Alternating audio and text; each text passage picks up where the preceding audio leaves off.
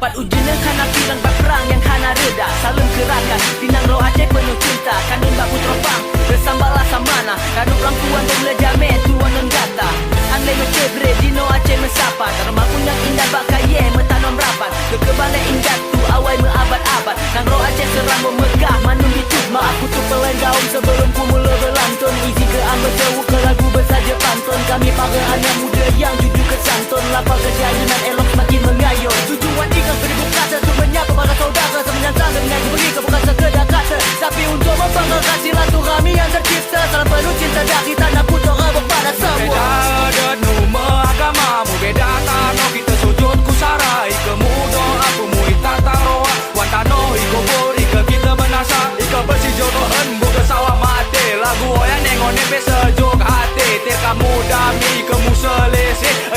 Bangkit Madari tetap gemasih.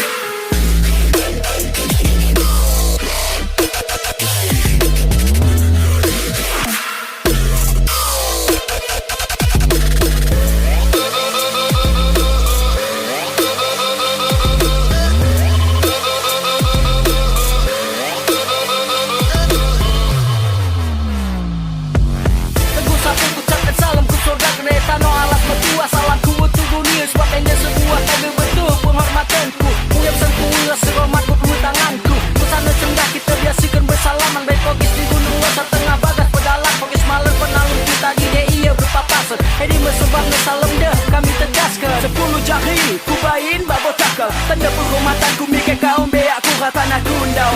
Tonde kuito adat budaya tak sadar kata. Ini mesemboyanta. Susah pakai nedak dah di tanah serambi Mekah. Rendah hati kau dia ulang bain amarah. Salamku kita jaga tali persaudaraan. Tak sampaikan salamku midah ikhlas ada kata. Salam tegur sapaku untuk semua umat. Dalam lagu ini ku persembahkan sebagai rasa hormat. Untuk mengingatkan, untuk akrabkan agar ikatan lebih erat. Dengan jamuan teh dan kopi untuk buat suasana hangat. Adat pemulia jamai sebagai simbolis silaturahmi. Syair salam sebagai pembuka penghormatan dari kami. Semoga dengan lagu ini pesan kami dapat dipahami. Maaf apabila salah, sekian kami mengakhiri.